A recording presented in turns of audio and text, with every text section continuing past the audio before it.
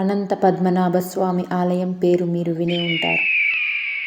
ఈ ఆలయంపై దాడి చేసిన ప్రతి ఒక్కరూ మట్టి కరుచుకుపోయారు.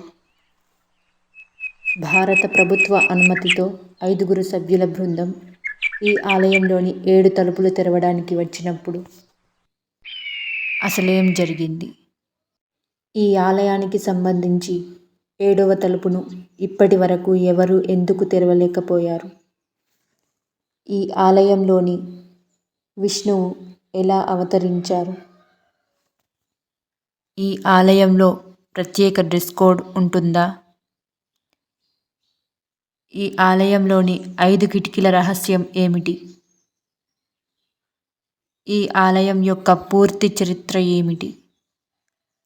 ఆహారం అందుబాటులో లేనప్పుడు తిరువపు శ్రీకృష్ణస్వామి ఆలయ విగ్రహం ఎందుకు ఎండిపోతుంది? ఈ రహస్యాలు తెలుసుకోవడానికి ఇప్పుడే ఈ ఛానల్ని సబ్స్క్రైబ్ చేసి బెల్ ఐకాన్ క్లిక్ చేయండి.